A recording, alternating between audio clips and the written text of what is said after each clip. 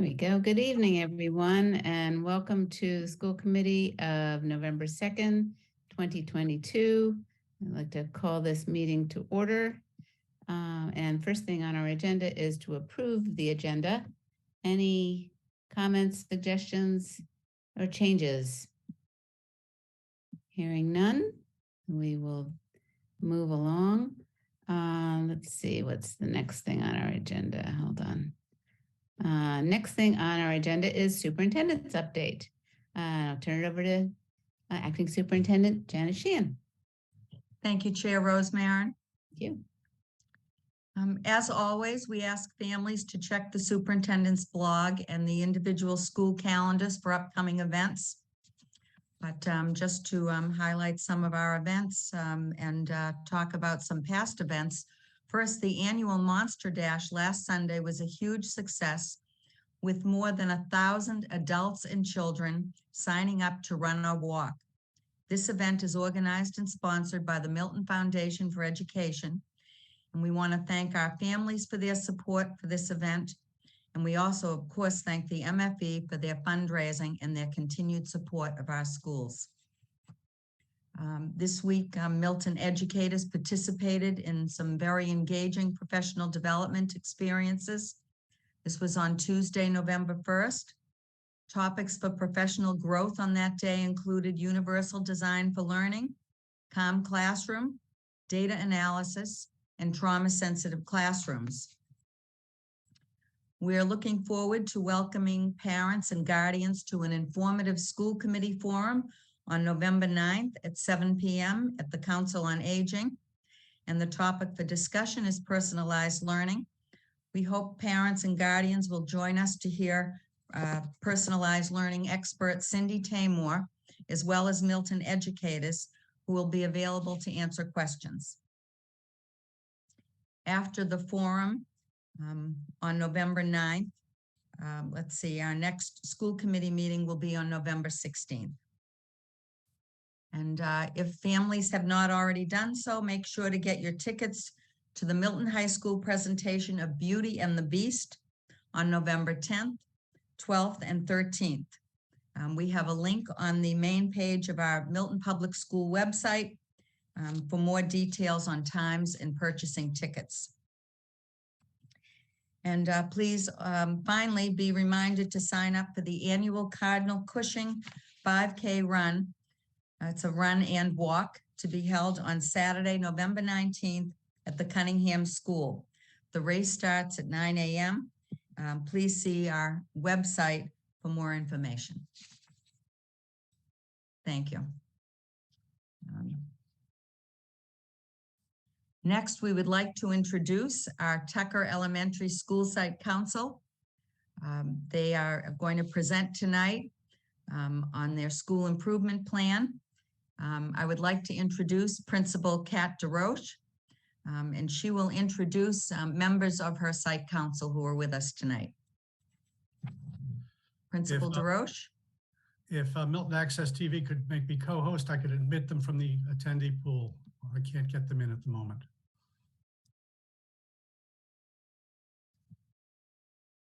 Mr. Pavlicek, you've been upgraded.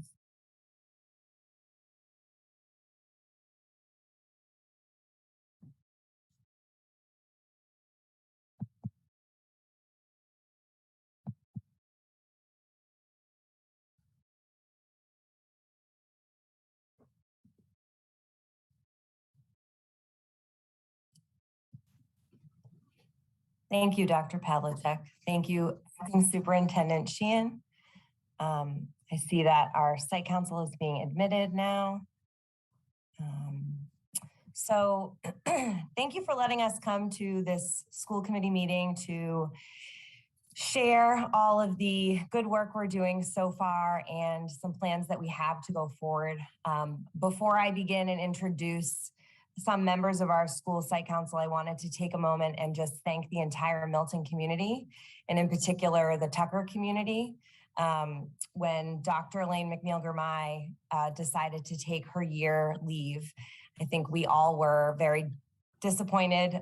Such a member of our community making a huge impact, and very hard shoes to fill, but I have been welcomed with warmth and with encouragement and excitement, and I couldn't be happier to be leading this great community of families, students, and staff. So wanted to start with that. So first, I want to introduce Assistant Principal and Curriculum Coordinator Kirsten Driscoll. We also are joined by Justine Novak, who's a grade 5 teacher at Tucker. Brother Dennis Slaughter, who's our community member representative. Miss Emily Speck, who is a parent in our community of a 5th grade student and had a son that went through Tucker Elementary as well. We may be joined by Latifa Frank later, but she wasn't sure that she'd be able to make it. So thank you all for being here. We're going to go through some slides that we've shared previously and will be available to answer any questions. So I'm not sure who's coordinating the slides.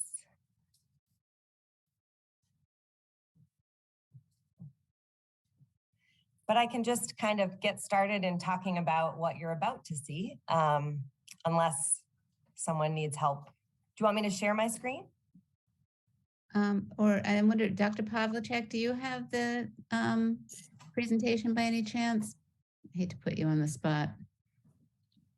Actually, I don't. If might be easier if Kat shares the screen. I can probably find it and bring it up. Or Garth has it as well. You want me to share it, and that way I can. Oh, Garth is already on it. There you go. Garth has got it. Great. Thank you, Garth. Great. One more comment. Our school committee rep from the high school is a participant right now. She should be elevated. Her name is Julia Mangum. She has been. Thank you. A former Tucker Tiger, I might add. Thank you. Okay. All right. So that is our beautiful school building. And the next slide will show the members of our school committee. The ones I've introduced, we're only missing a few. Latifa Frank, as I mentioned, is a parent of 2 4th graders this year. I have to add on more years to these kiddos. Lisa Gilbert Smith has 2 students, one in 2nd grade, one in 3rd grade. And Veronique Vendette, who is unable to join us, is one of our teachers in 3rd grade, and she teaches in the French immersion program.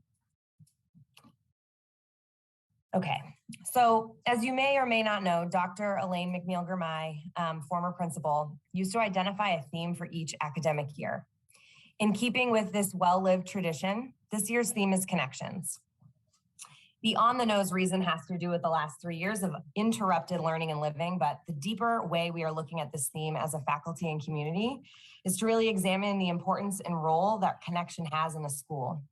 We all know that relationships with students, families, each other, and the content is really important. And examining and reflecting on how we can make the most of these connections is how we feel we will see the most academic and social emotional growth as a school. Each faculty meeting, we use time together to really center our work around connections, whether it's with our students, with our families, with the content, or with each other. So you'll see that as a working theme as we go through these slides. I'm going to hand it over to Kirsten. Hi, everybody. Good night. I'm Kirsten Driscoll. I'm the assistant principal and curriculum coordinator at Tucker. And I've actually just started my journey as a Milton parent with a kindergartner who just began at Tucker school. So I feel really lucky to now be a parent of Tucker as well. Do you mind flipping to the next slide? Thanks. So I will apologize. Oh, it looks like it was fixed. Great. I thought that the math was wrong here. I did this on a tired day, but it has been corrected. So great. So this is kind of who we are as a Tucker school. So as you can see, this year at Tucker, we have 459 students. So we are a pre-K through 5 school, as you know. We house a full day preschool program and a half day integrated preschool program. We pride ourselves on our diversity, our community, and our achievement. And we're really a collaborative community who work really hard to remove barriers to student success. So we are the smallest elementary school in Milton, but like you've heard in many of these presentations, we are growing rapidly. I actually can't believe that we have 459 students here. When I started at Tucker, the number was nowhere near that. So we are growing fast. In most of our grade levels, you'll see that we have one strand of French immersion and 2 strands of the English innovation pathway for most of our classes in 1 through 5. This year, we actually have 2 strands of a French immersion in 3rd grade and 2 strands of the English innovation pathway. So that's only in our 3rd grade. But if you come visit Tucker, which I hope that all of you will do, you will see, like you've heard in all these other presentations, that we are busting at the seams and using every single space in our school building. Flip the slide, please. So tonight, we are not exactly going to walk you through our school improvement plan because our improvement plan is still under development. That will be a major point of work for our site council going forward this year. However, we will use our district strategic plan, which is really a shared vision we have as a district, to walk you through the themes of personalized learning, safe and supportive schools, and equity in learning. And as you can see from this infographic, those 3 themes really overlap. And for the purpose of this presentation, we're not going to go through every single example, but rather a major focus area for these 3 major themes at Tucker School. So we're going to talk to you now about how we've been connecting with personalized learning at Tucker, and I'll turn it back over to Kat. Thanks, Kirsten. So as we think about connecting with personalized learning, and I know that there's a forum that's going to be happening soon, and I would encourage everyone to go there. I think and hear from Dr. Cindy Tamor. She really, we've had the chance to go to Melrose as a group of adult learners through this process, and what she's done in that district continues to live on in a really deep way with student learning. And so she has had a lot to share with us and will with the family community as well. So the way that we're really seeing personalized learning continue to come to life at Tucker School are in the following ways. Peer observation cycles. So obviously this looked different during COVID, but we had started years ago a peer observation cycle, and we're bringing that back into practice, and is something that we're looking to grow this academic year. Really allowing teachers to not only go and see colleagues, but to volunteer their class and to really make an open door policy as to when they're teaching certain things that they feel either really great about or they want some feedback on. And so we've started that process and we'll continue to grow that throughout the year, dedicating common planning and PD time to really break down what we're seeing, what's challenging, what's working, and what's needed. We also are dedicating common planning time to build capacity around data use and focus, not just collecting charts and graphs, but really thinking about what that means for student learning and how to leverage the curriculum that we are implementing in a tier 1 capacity and what that looks like in a tier 2 capacity.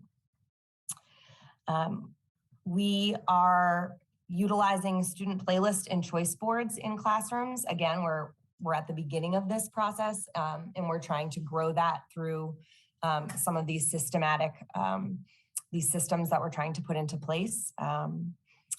Really working with teachers around how to make this sustainable, which can often be, the challenge with some of these practices.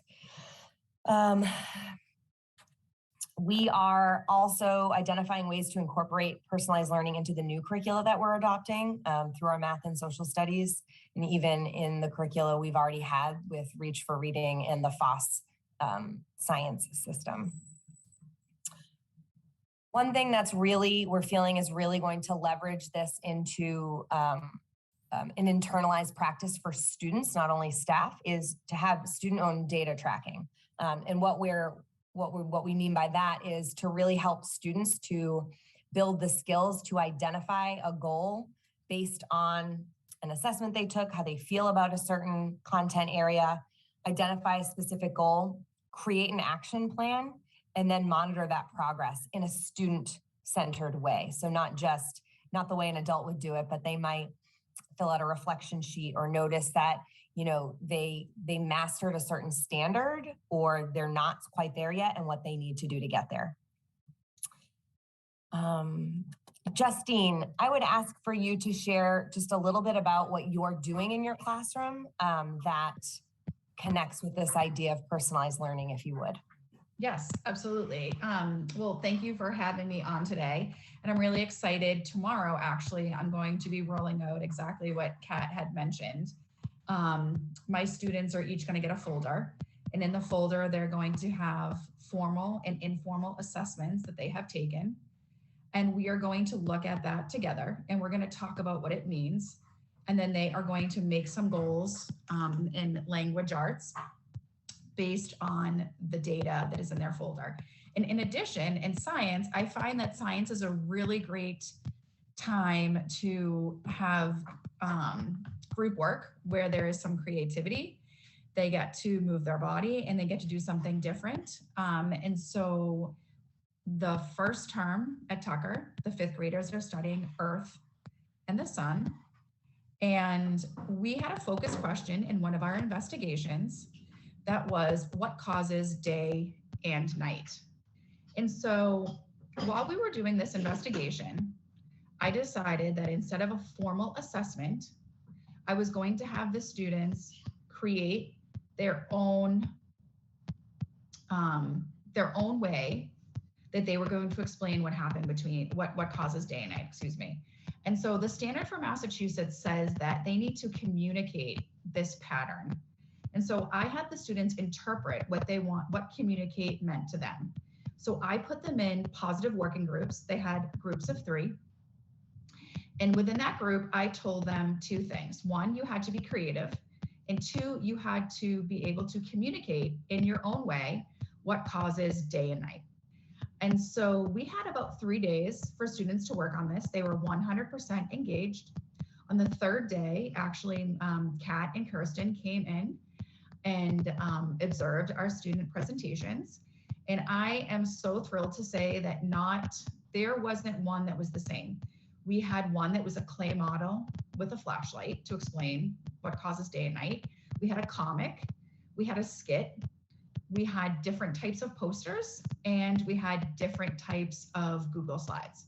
So one takeaway that I had from that experience, teaching it and watching the students' engagement, is that when you use personalized learning, the students are 100% engaged with their own work and making sure that they are meeting the standard that they are working on. Thank you. Thank you, Justine. It's really helps to put in context when you hear from a teacher and what's happening with the students. And after watching those presentations, it was really clear that the engagement was up completely. Next slide, please.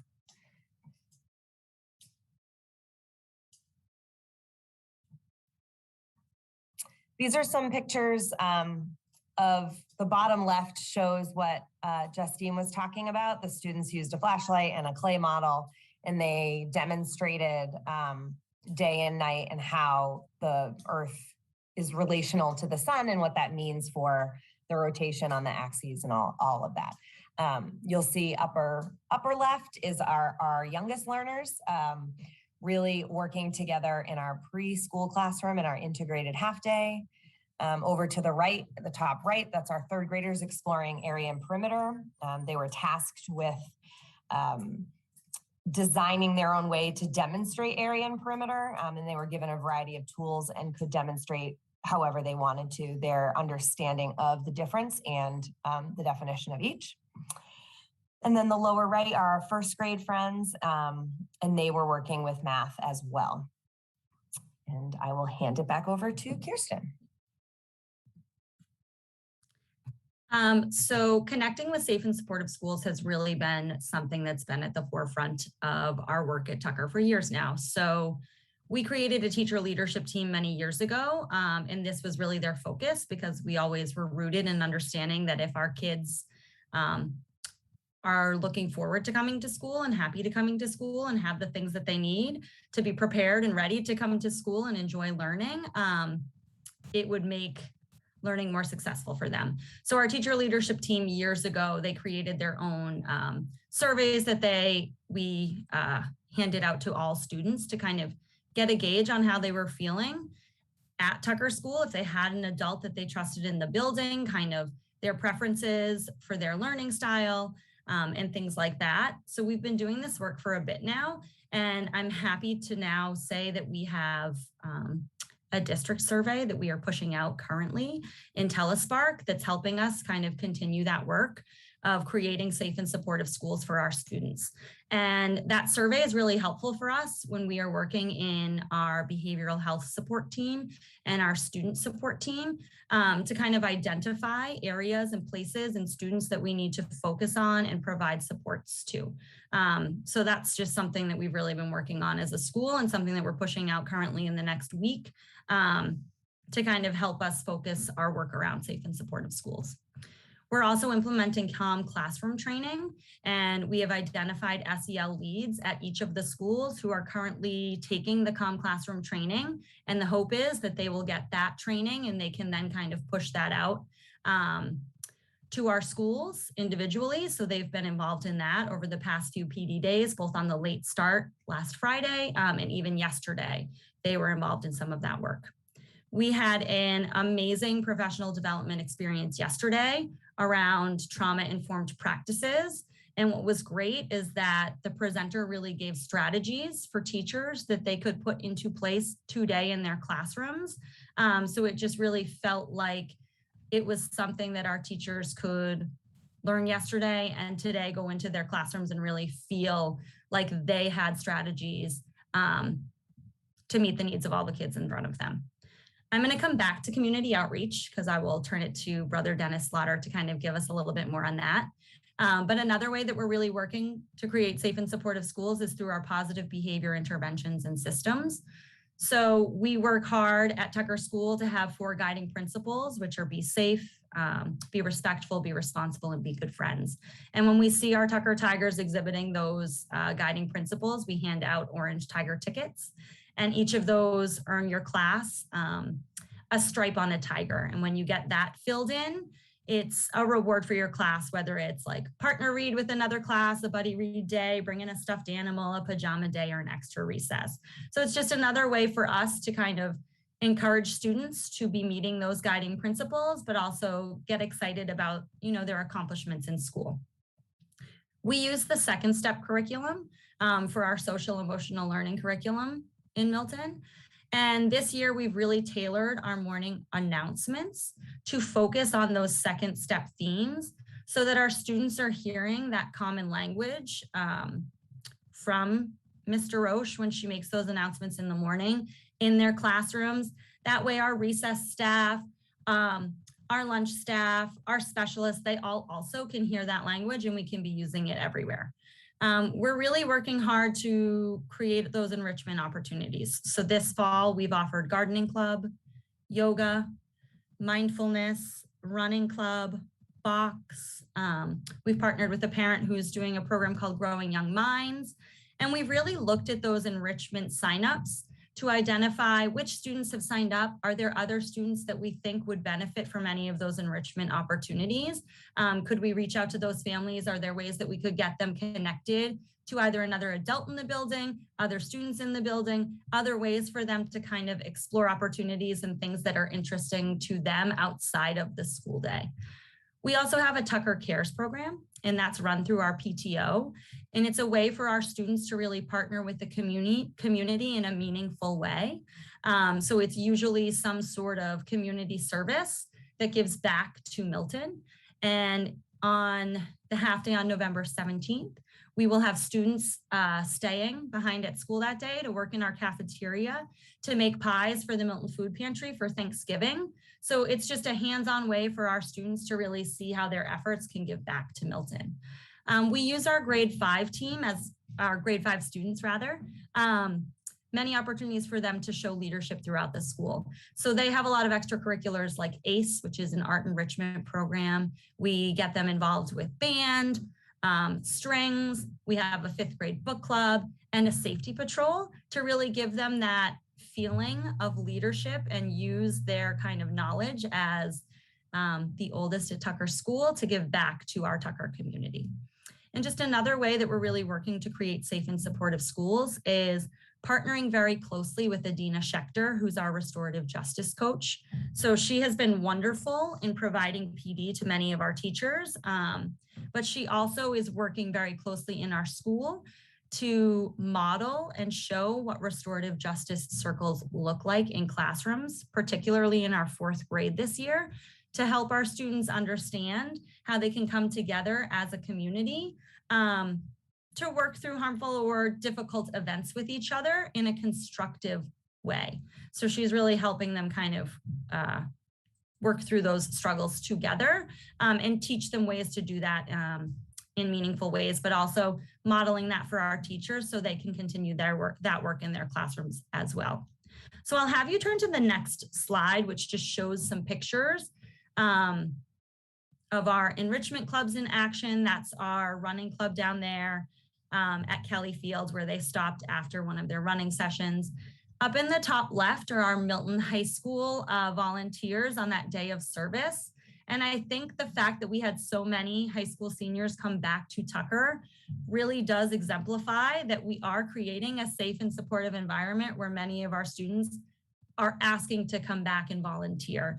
And even from that experience, we had many of them say, like, we will come back and we'll help during your enrichment clubs if you ever need that. So we're kind of tapping into that. We have a student here who's holding up like a good news note from their teachers. He got to do a lap around the school, kind of like to brag about his great work, and just another way that we're really building our students up and making them feel success in our building. And then that's Madame Vendette down there in the bottom left corner. And she invited her students to come with her to Ponkapog on a Sunday morning because they were learning about carnivorous plants in their science unit. And she knew there were carnivorous plants at Ponkapog and students could see those in real time.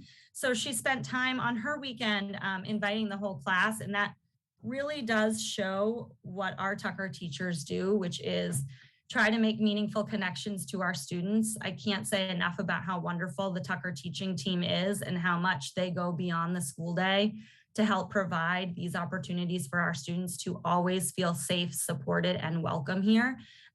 You see it from when you pull up in our car line, just like the amazing greeting that students get in the morning. It really is a wonderful environment to walk into. So I'm grateful to them.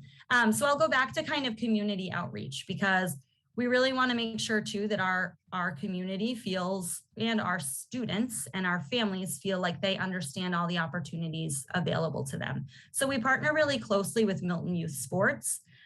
We'll be bringing back our Tucker Basketball League this year, which is great. And we try to provide lots of opportunities for our families to know all the things that they can sign up for in the town, whether that's through youth sports, whether it's through group lessons with Rebecca Damiano, which we've had for our students to participate in those. And we're now really trying to partner with the Parkway Methodist Church across the street, which Dr. McNeil Gurmai really had a close relationship with. And we're really lucky that Brother Dennis Slaughter has decided to serve as our community member on our site council this year to really help us partner with them, particularly when we think about our space issues. And as we will talk about and everyone knows a little bit, we're lacking outdoor space at Tucker, just given its geographical location. So being able to have that space across the parkway as a usable space for us is great. So Brother Dennis Slaughter, I'm gonna turn it over to you if you could kind of talk about some of the ways that we plan to partner with you all this year. Absolutely. Thank you very much for that introduction. I'd like to start out with the real estate adage of location, location, location, because we are so delighted to be located across the street from Tucker School.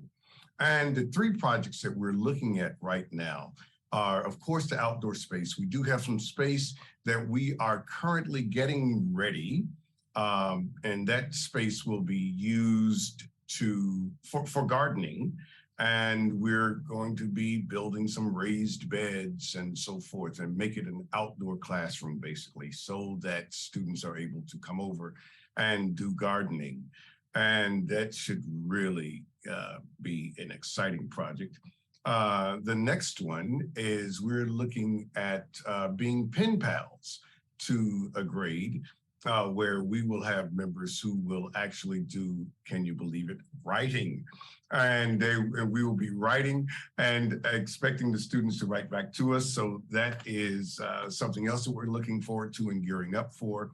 And finally, because some of you may know that I am the minister of music at the church, and as a musician, I do quite a bit with young people and music, and we're looking to see if we can't do something with music. Working already, there is a music team at Tucker, but some of the things that I might be able to bring, we're going to be looking to do specifically as we look at various diverse music from across the world, and we are excited about the possibility of all of that coming together. So while the partnership is still developing, we just want you to know that it is indeed developing. So once again, we just say location, location, location. And we're just very lucky to be across the street from the Tucker School. Thank you. Thank you, Brother Dennis. That is well said. We look forward to these partnership opportunities and thank the church for, availing us of these spaces and important work. All right, next slide, please. So as we think about the third piece of the strategic plan and how we connect with equity and learning, we think about data as we do in all of these themes and using a variety of assessments and data. Students are grouped using a similar metric and we're able to measure growth using those assessments, and student groups remain dynamic and change based on instruction and assessment. So data really is a huge leverage point when we talk about equity and making sure that we're looking at where the needs are and not where we think they are. Accessibility. So curriculum really provides us with a lot of accessibility. In selecting and implementing new curricula over content areas, we ensure that students are all receiving high quality, standards aligned curricula. And that is in and of itself a hugely equitable practice. Giving all students that opportunity is not only equitable, but also our responsibility as educators for all students. Diverse Reads Book Club. So we partner with Glover School to bring diverse authors into our schools and also to expose students to diverse authors from a variety of backgrounds. Most recently, we had Raul III come and visit us and do a whole school assembly. He talked about his process as a writer, his background and how that impacts his writing. He talked about his time growing up in Texas and even did an on-demand illustration for us in front of the students, and it was really great. Our grade 5 book club meets on Fridays with Mrs. Driscoll and I, and we're reading Growing Pangs, and it's about sort of the trials and tribulations of growing up and friend group shifts and things like that, and we meet to talk about what that's like and how students connect with that. We'll be meeting virtually with that author on November 17th, and the kids are really excited about that.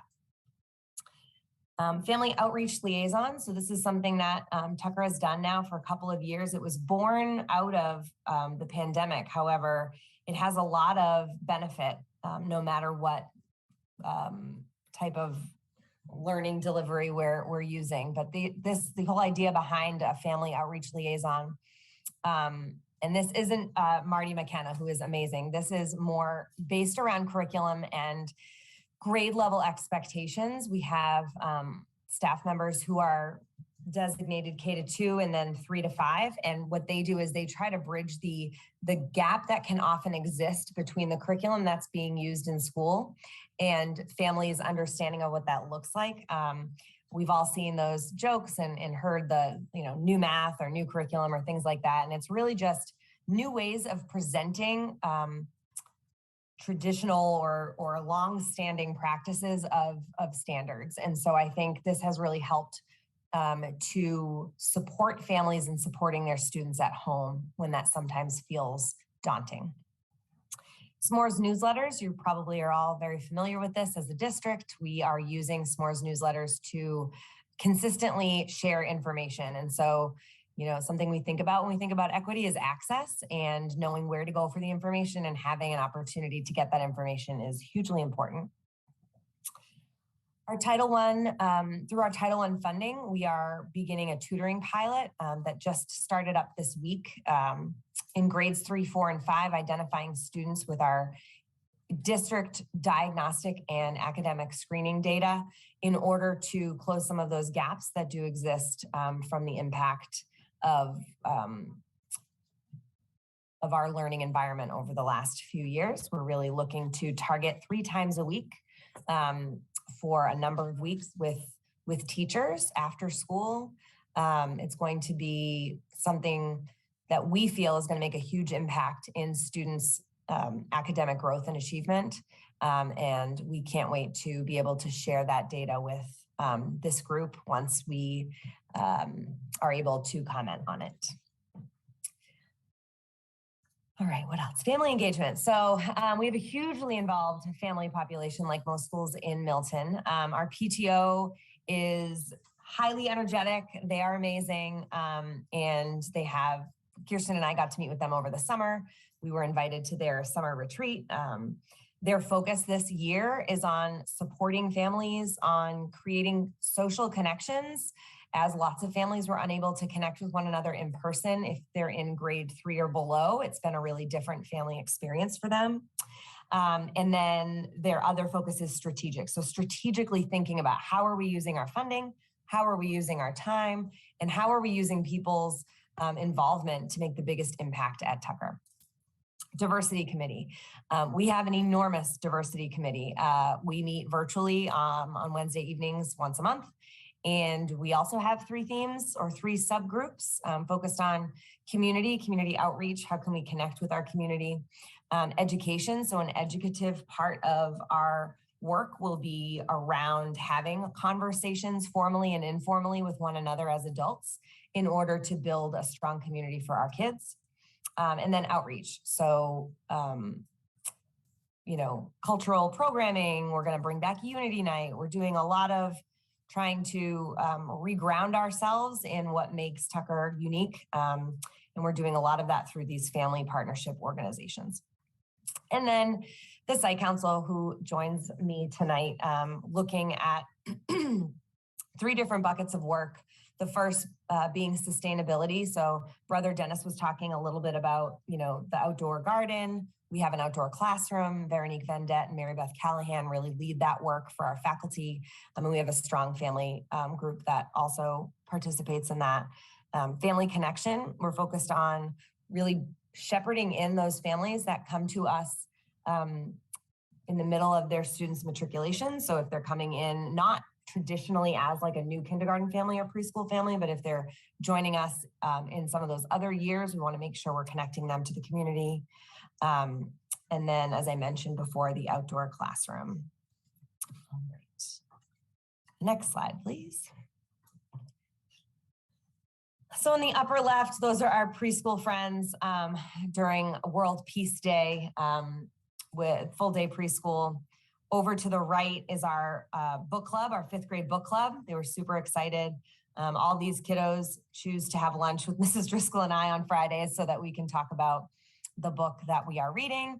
And then in the lower left-hand corner, you'll see Claire Galloway-Jones, our Director of Equity and Inclusion. And she came and spoke with our entire school on our first community circle. So we gather monthly as a community all together in the gym, focused around a social emotional practice, but also around responding to what's been going on in school. And we were noticing that, you know, the words, students weren't always understanding the power of their words. And that was something we wanted to make sure that, especially at the outset of a school year, that we all understood the expectation and impact that words can have on one another.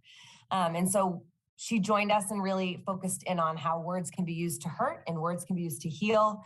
And we use that as a major touchstone as we go through the academic year. Next slide, and Kirsten.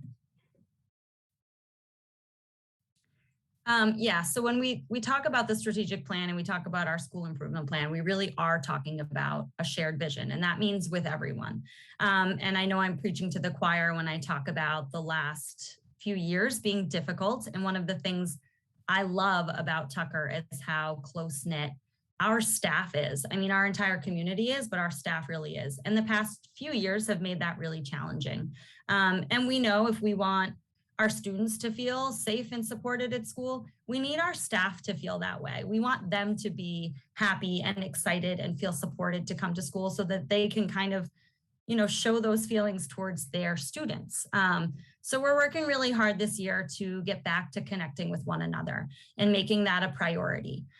So that being things like our Tucker Unity Night has always been a really special event for all of us, and it has changed its form a little bit in the past few years because we haven't been able to gather.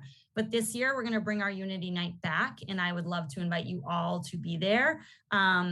Pending any major issues, it should be around February 16th. We usually try to go to Milton High School, and every single grade level puts on a little performance to a different song that might celebrate a different culture, or our overarching theme for what Unity Night will be that night. We'll have our 5th graders read some writing samples about what unity means to them, why Tucker is special. So we're looking forward to bringing that back. Like Kat mentioned, our community circle, we're trying to do that monthly to bring our entire school back together, to have that shared vision of what we want to work on this year. And then we're really focusing on getting our staff together and spending time with each other, both outside of school and in school, in meaningful ways. So we're doing monthly faculty outings where we meet up and we get to connect with one another on a personal level, beyond kind of discussing students in our class and the work that we do every day. We're hosting staff breakfasts on Friday, which Elaine Coughlin, who's always been a really, really important part of our Tucker community, who retired this year, was someone who hosted, and Justine has kindly taken that on this year to bring back, because it's really special for our staff to get together on payday Fridays to just have breakfast in the staff room and start off that day together and collaborating and laughing before the day starts. We're lucky to have our ongoing PTO support. So they're providing snacks in our staff room, which again, those mood lifters that just really make the staff feel supported. And the PTO offers opportunities for our students to go on field trips, and they're just really great in kind of giving us whatever it is that we're looking for that we need. We're really trying to make more time for collaboration. So Kat and I looked closely kind of at schedules this summer before planning this year so that we could find times that grade levels could really have together to meet more often. We're being very thoughtful about common planning time and what that looks like, and it being structured, but giving teachers also that time to collaborate with one another. Our faculty meetings, I will say Kat has done a great job of making sure that we're really incorporating all our staff. Mrs. Keeney, who sits in our front office, who's an integral part of everyone's school day, it's important for her to be at those staff meetings and hearing the work that we're doing in classrooms and our shared vision and our focus. Our custodian team, we're making sure that they are part of all of that with us. Our lunch staff. So just making sure that we all feel supported and celebrated, and that we're all in this together, which I will tell you at Tucker, you do feel that. Again, like I said, you'll see Mr. Bacon out on that sidewalk welcoming students in the morning, which is amazing that he kind of does that. You know, our students really see all of our staff as people that are in their corner and want what's best for them and are supporting them and are their teachers. And that's kind of the culture that we want to keep growing, and we're working hard to do this year. So Kat, turn it back to you. All right. We're wrapping it up, everybody. Don't worry. Next slide, please. So what do we need to get there? You know, we have plenty of data to suggest that we do have some growth to make up. We do have some places to go. We have some achievement to encourage, and we're doing that. But next slide will show us just a couple of things we're thinking about and what we're working towards. We have a relentless focus on data, and that doesn't just mean graphs and charts. That means we are sitting with teachers, we are looking at individual student profiles, and we are determining what is needed for next steps for that child. We're looking at attendance, engagement, what's gonna lead, what's gonna make the difference for that student. We're looking at the implementation of our new curricula. As mentioned before, we have ongoing professional development and implementation of highly rated curricula that is standards aligned. And that's definitely something that's going to contribute to what we are going to consider a very successful year. We are looking at what personalized learning looks like in the classroom, universal design for learning, professional development. No matter what the curriculum or content, how we as educators plan and present material makes all the difference to our students. We're looking at strong implementation of this new Tier 1 curricula that will lead to the ability to discern what targeted instruction is needed. We're also looking, as part of our ongoing pursuit of personalized learning, bringing students into the conversation around data, as we talked about before, really having data conversations with students so that they can own that in a developmentally appropriate way and measure progress towards the given goal. We reinforce positive behaviors, interventions, and supports and second step curricula. So really bringing that social emotional curriculum into practice and into real life situations, which leads to this last one, increasing supports for all students. And so district-wide, there are special education programs that are housed at various buildings. We have a collaborative program at Cunningham, the NEC program at Collycott. Glover houses a variety of therapeutic programs as well. Tucker School does not house any special education programming. A big reason for that right now is space. We do not have space to house any individualized programs or special education programs. And this is the broken record that you will hear at the end or beginning or all throughout all of the presentations. It is no surprise we are busting at the seams. So we're always looking creatively to figure out how we can best utilize the space that we have in order to support all of our students. And that concludes our formal presentation. Thank you all for your time. If you have any questions, we are more than willing to answer what we can.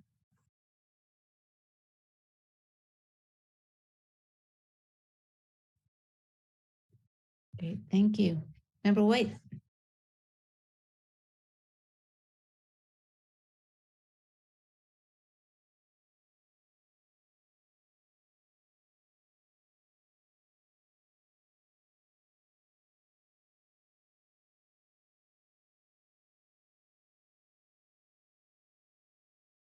Oh, we just lost Member White.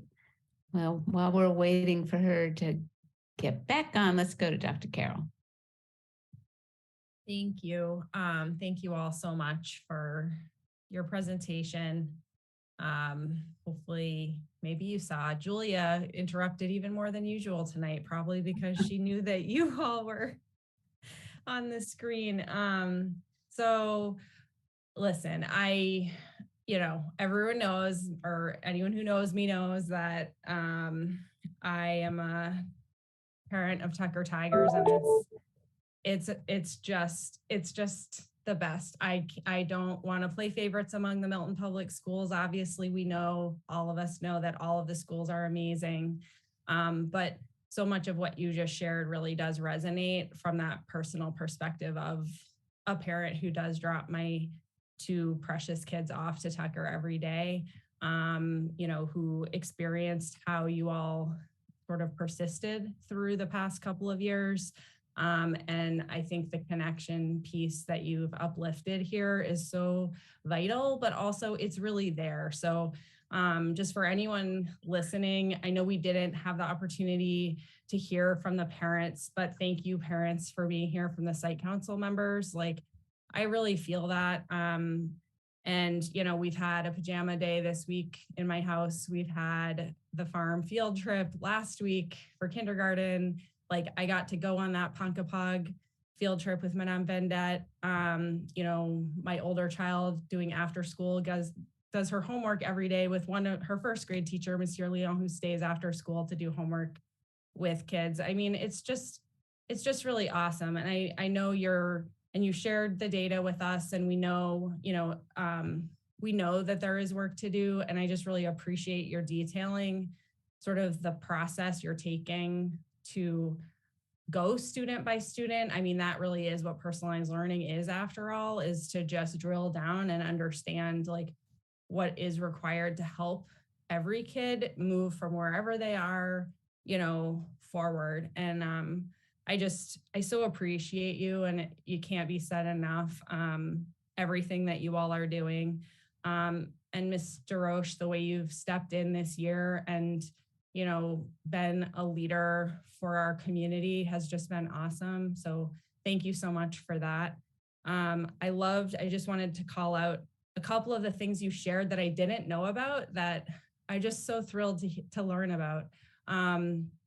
For one, the idea of the faculty outings and like the staff breakfast I knew happened sometimes. I didn't know they happened with that regularity. I really love, especially thinking as a former teacher, that emphasis on support and connection among the faculty and staff. So that's just really cool. And I love that you shared that. Brother Dennis, thank you so much for what you shared. I haven't gotten to meet you yet, but I've heard so much about you. I do have kids who love the gardening club, and they've both done that. And so everything you're talking about is just really exciting and heartwarming. And the way you spoke of like your church community feeling lucky to be across the street from Tucker and vice versa. And I just really love that kind of synergy with the community, and how Tucker is so connected within. So I'll just wrap up by saying, like, I think that theme of connection is so perfect for this year and so needed as we're all looking to reconnect and connect in new ways. And, I just can't say enough about how you, the PTO, like everybody is working so hard and really doing so much, and we're all benefiting from it. So thank you. Sorry to take all my time. I could keep going, but I'll stop. Thank you, Dr. Carroll. Member White? I'm back. I just wanted to say thank you to the Tucker Site Council for this wonderful presentation. I really enjoyed your slides, and particularly the pictures of the students. And I think it speaks volumes to see the class that came to meet with their teacher at Ponkapaug on a Sunday, to see all of them there, and to see the number of high school students that returned to lend a hand that day. That was a huge group of students to return to Tucker. So, I've always known that Tucker's a wonderful place to be a student, but it's also a wonderful place to work. And I know that people who have to leave there because they get transferred for the district needs always feel very sad to have to leave Tucker, and always hope that for the opportunity to return if possible someday. Your question about your comments about family outreach, I was just wondering, you talked a little bit about outreach to new residents and new families at Tucker. Do you have a sense of, given our population growth in our town all over, do you have a sense of how many new families there are at Tucker like this year compared to previous years? So, and I'm looking at Glenn, and in the past, he would have been the person who could tell you exactly how many. And I realized he just came back to us, so he likely doesn't have that number at the ready. We've had a good number. I would say somewhere in the ballpark of 15 to 20, again, not pre-K or K. And we used to do something, and I'm going back probably 4 years or so, but a family mentoring program where kindergarten families and any new families to Tucker would be matched with a family that opted in to serve as a mentor family. And they would work with them to connect them to community programs, just athletic signups, drop off and pick up, explain, Kirsten could probably talk about this, but like explaining this year to people all the nuances of how a school works kind of reminds you how complicated it really is. So we're looking to potentially reinstate that as we go through the year, but somewhere in that ballpark. Okay, thank you. Dr. Miranda. Yes, thank you. So I just wanted to say, echo sort of what's been said. Thank you so much for the presentation. Thank you for highlighting, I think, the unique aspects of the work that you're doing. That gives me great joy to hear of the many things. And I just wanted to highlight sort of this focus on connections, but also the focus of sort of the comprehensive approach you're taking. And that it's really a high touch approach to creating connections, but not only for students or just families, but I think the staff piece is so critical because I know sort of coming out of COVID and sort of the challenging times that we've been in, without that dedicated focus and attention, intentionality, I think it can really sort of, you can really go down a path that you don't want to go down. And so I think the intentionality behind it, that is fantastic. And that you're taking the time to connect as adults outside of the day-to-day work that you do. I think that is important. Great way to take care of yourselves and support one another. So thank you for the wonderful work that you're doing. It's amazing. I am just, I can't wait to come visit. So thank you so much. Thank you. You're welcome to come anytime we can make that plan. Okay, thank you. Member Ross Denny. So I promised I will do my best not to repeat what other people have said, but I do want to express my appreciation for both Kirsten and Kat, who joined right before summer started and seamlessly reintegrated herself into the Tucker community, and Kirsten for keeping it going without knowing what was going to happen this school year. And I think your partnership is reflected in what you've been able to accomplish in just a few months together. I do hope that if your needs do change as you finalize your plan, that you do raise those needs with the school committee so that we can see what we can do in partnership with Glenn, who is a seasoned reviewer of all funds. But also just to say, just the importance of establishing those relationships amongst all of your stakeholder groups is what's going to make Tucker have a very smooth transition into your leadership.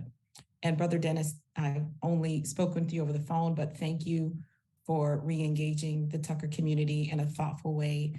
The students really do enjoy participating in activities with people who they don't get to see every day and establishing new relationships, because then they get the idea that they live in a community that loves and appreciates them for who they are and what they bring. And you don't look at our students in a deficit way. You recognize the greatness and their aspirations.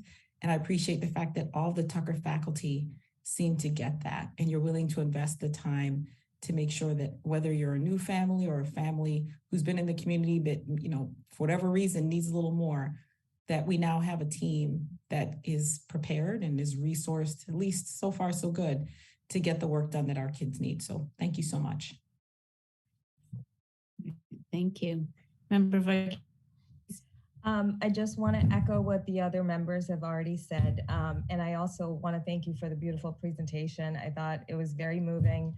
The photos, the smiling kids, like all the initiatives that you have put into place in such a short time coming out of COVID, connections, and just connecting with the community and spending that time with individual students. It's like really going above and beyond. And I am grateful for the staff. And I've talked to a couple of staff members. I definitely want to come over and visit. And I've definitely talked to a lot of parents at Tucker, and they speak volumes about the great work that is happening at Tucker. So I look forward to visiting. Thank you so much.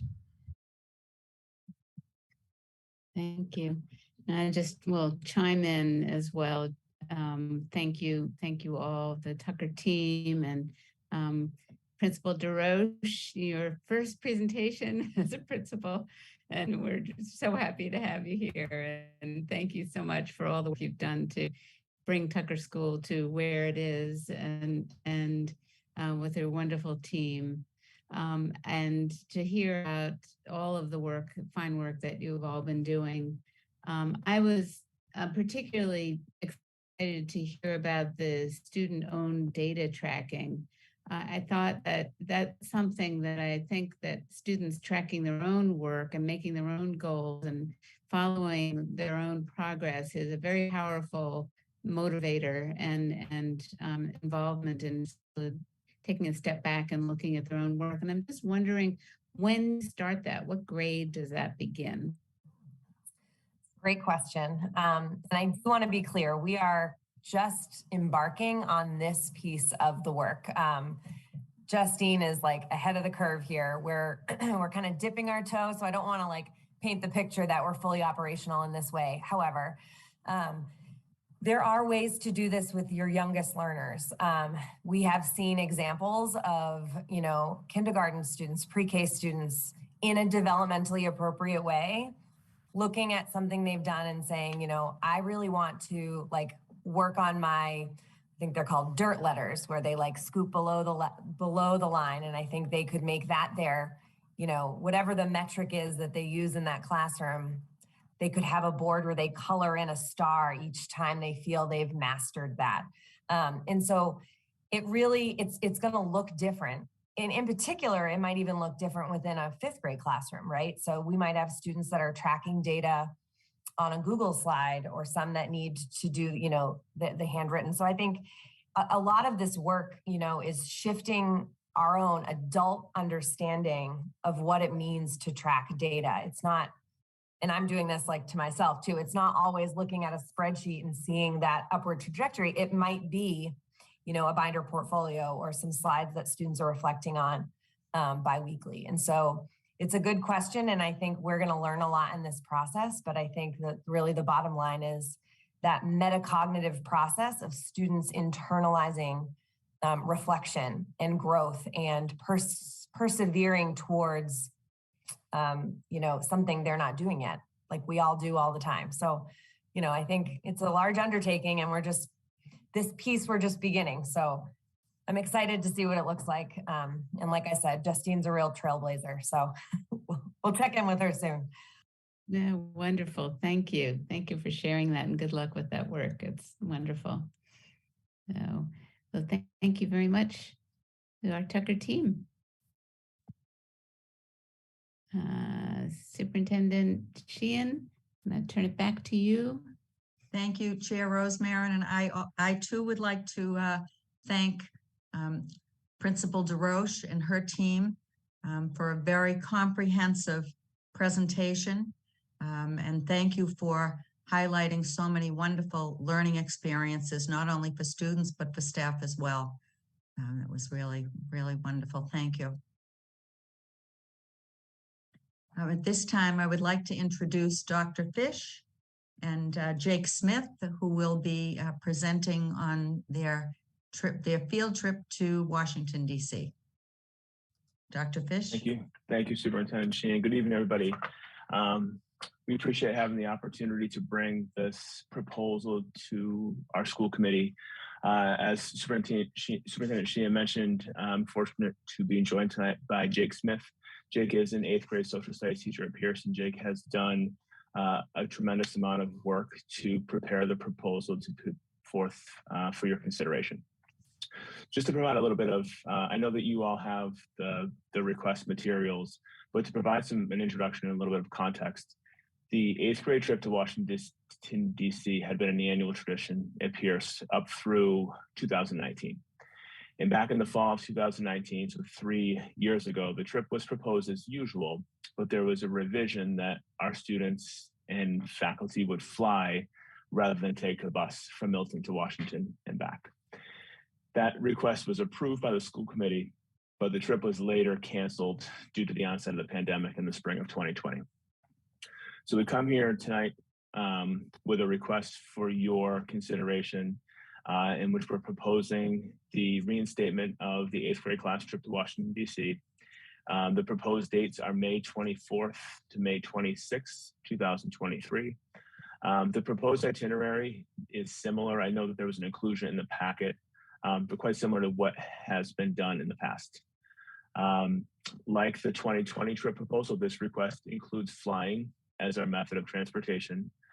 And as we suggested back when the 2020 trip proposal was made, flying versus driving with one of the major values added to the trip for families, because it is a significant investment. One of the major values added was that by flying, it would provide students with significantly more time in the city because of reduced travel time, rather than an 11 or 12-hour trip each way, spread out over a 3-day, 2-night trip.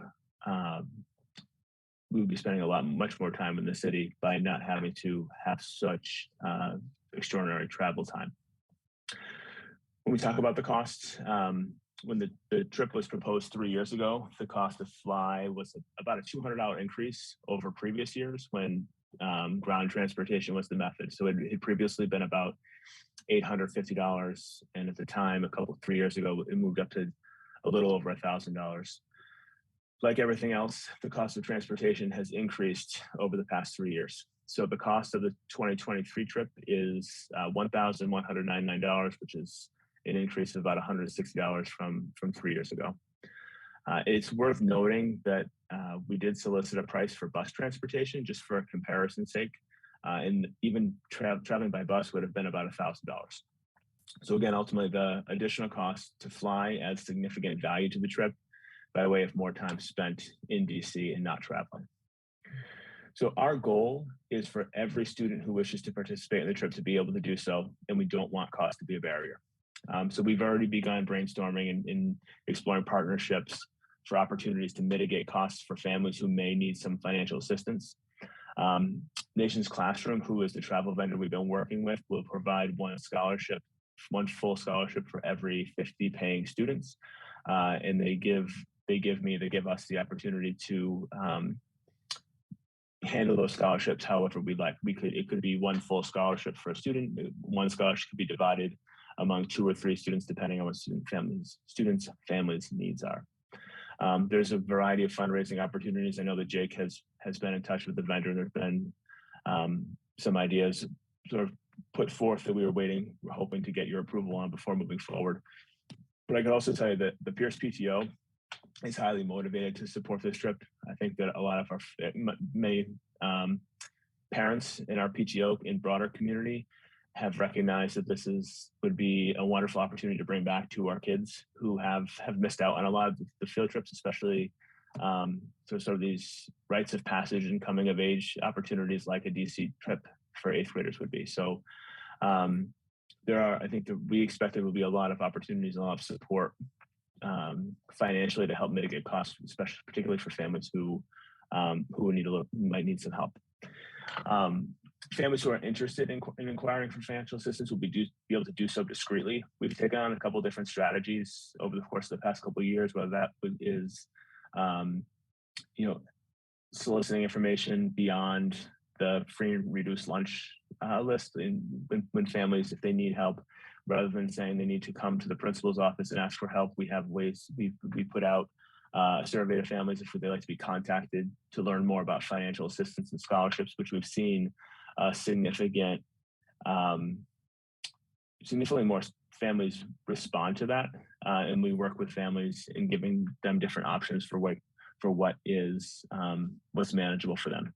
And our goal, whether it's been welcome to middle school camp or field trips or this much bigger class trip on the table, our goal continues to be that any student who wishes to participate is able to do so with cost not being a barrier. So just moving forward, should the committee support this trip request, next steps would be to invite our 8th grade families to an informational meeting later this month with the travel vendor to begin to share information, logistics around cost, itinerary, and to begin to get students and families signed up for the trip. So that is, I know you have a lot of logistics in the packet.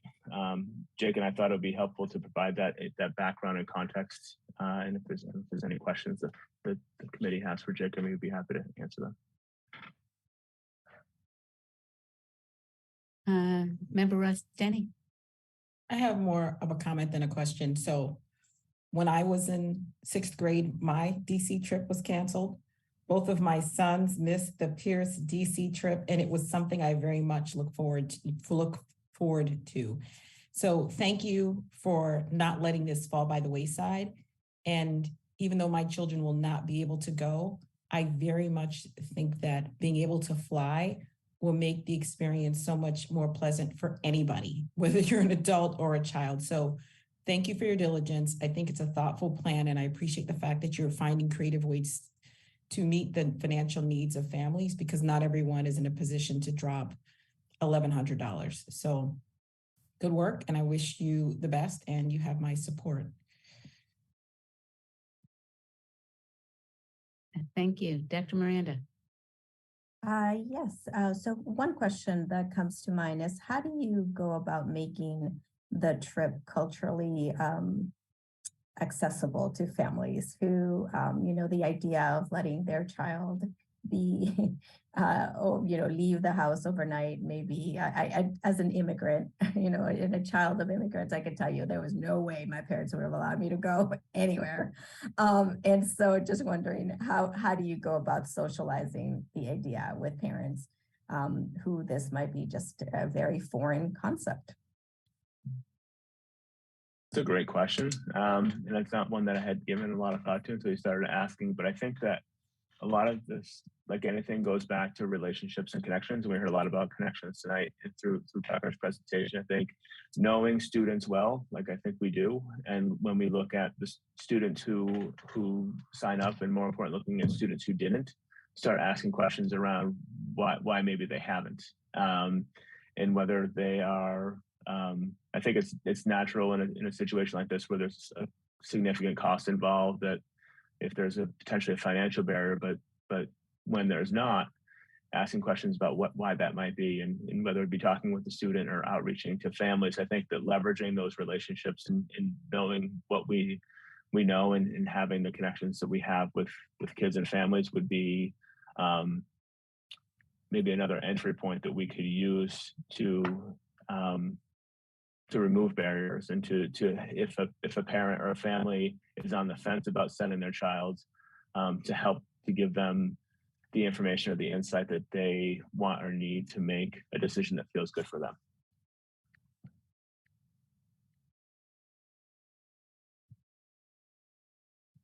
Very good. Thank you. Ms. Smith. Yeah, and if I could just add to that, I think, thank you for having us, by the way. And to add to that, I just think that it's also important to provide the students with an opportunity to make it worthwhile themselves. We're hoping that with working with Nations Classroom, they're providing kind of a, one of the days they're looking to do like an option. So there's going to be like a STEM option, or people that are interested, students that are interested in the arts, for example. There's going to be portions of the trip that they can kind of cater to their interests. And so I think that making it so that it's geared towards students and what they're interested in, I think that also provides the opportunity to make it as worthwhile as possible. I as an 8th grade teacher, I hear all the time. I teach civics, and I hear a lot of kids say, like, why should I care about this? And that's part of it. Like, make it interesting, make it relevant to you. And so I'm hoping that if students aren't interested in the government, I'm hoping that going to Washington, D.C. is going to get them a little bit interested. And if they love it already, I hope it's going to grow that even more. So I think that providing those options and those choices for the kids, I'm hoping that generates some interest in all of them in some way. Terrific. Thank you. Any other questions from school committee members? Hearing up, Member Varghese. I just wanted to just touch on what Dr. Miranda said earlier. Like, are parents allowed to go if they felt like they wanted to go with their students or with their children on the trip? Is that an option, or is it strictly school chaperones? The way it's set up is for it to be school chaperones, but I've had different experiences and with other trips, whether they be domestic or abroad, where for different reasons, whether the family's comfort or maybe a student's medical needs or fragility, where we work with families, and while they may, even if we don't necessarily require additional parent chaperones, being able to work with families so that they could stay connected and feel and be sort of associated or affiliated with the trip, even if it's not directly part of it in your chaperone capacity. Great, thank you. Very good, thank you. Well, thank you for this presentation. And it sounds like an exciting trip, and it's wonderful to be able to get back to doing important activities like this. I'd like to make a motion to approve the final reading of the Pierce Middle School trip to Washington, D.C. on May 24th to 26th, 2023. Have a second? Second. Thank you. We'll do a roll call vote unless there's any discussion. Hearing none, we'll do a roll call vote. Member Varghese? Yes. Dr. Miranda? Yes. Member Ross Denny? Yes. Dr. Carroll? Yes. Member White? Yes. Chair Rose Marin, yes. That is unanimous. So thank you and good luck. Have a wonderful. Thank you all. Trip. Yeah, we love. Appreciate it very much. Appreciate it. Thank you. Thank you.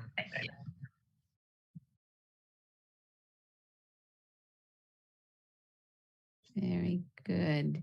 So Superintendent Sheehan, does that do it for the superintendent's report? Yes, it does. Thank you. And thank you, committee members, for voting to approve the field trip. Sure. Thank you. Next item on the agenda is Citizen Speak. This is an opportunity for members of the community to share their thoughts with us.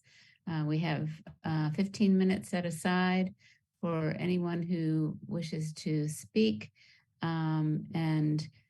If you are joining us as a community member, you can raise your hand and we will promote you to join us and share your thoughts. So if you are interested in speaking, please raise your hand.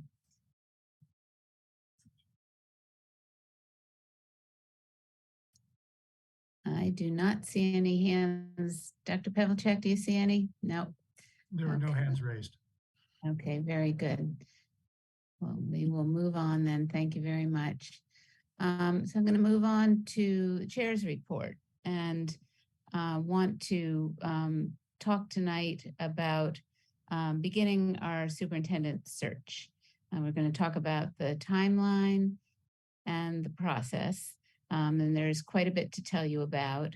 But before I do that, I'd like to just make a note that with the resignation of Mr. Jett, that is effective on November 4th, Ms. Janet Sheehan will stay on as our interim superintendent while we search for a new superintendent.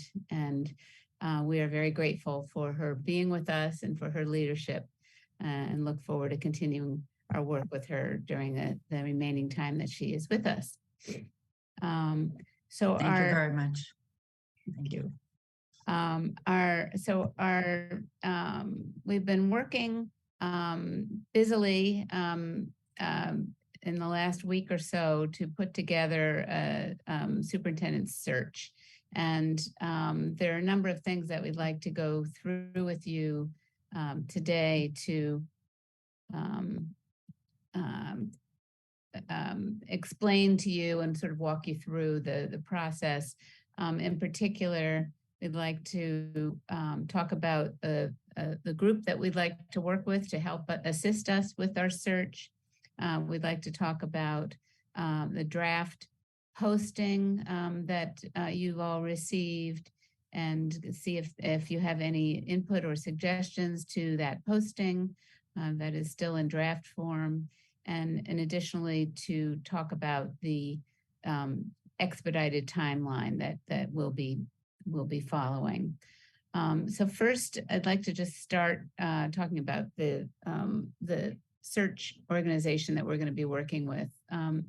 We spoke with folks who were involved in the town of Milton that did the search for a new town administrator, Nick Milano, and just so happens that our very own Glenn Pavlicek chaired that search. So it was very nice to have him close by to be able to ask him how that worked. And we were particularly interested in learning about their experience with the Collins Center, which is based at UMass, that assisted with that search. And the other organization that was brought to our attention was Mass Association of School Committees, of which Milton Public Schools is a member, and therefore all of our school committee members are member. And they both organizations provide assistance for doing searches. But when I spoke with Dr. Pavlicek about the Collins Center, his feedback was that they are much more oriented towards municipal government rather than school leadership, whereas the Mass Association of School Committees is very much all about public schools and school committees and superintendents, and they have provided a great deal of guidance to many school districts around the state of Massachusetts. In fact, they assisted Milton Public Schools in leading our last search for superintendent, which was actually back in 2003. And so I reached out to Glenn Kuchar, who is the executive director of MASC, and Dr. Carroll and I met with him and spoke with him about the possibility of their working with us. And it was very helpful and informative. I then met with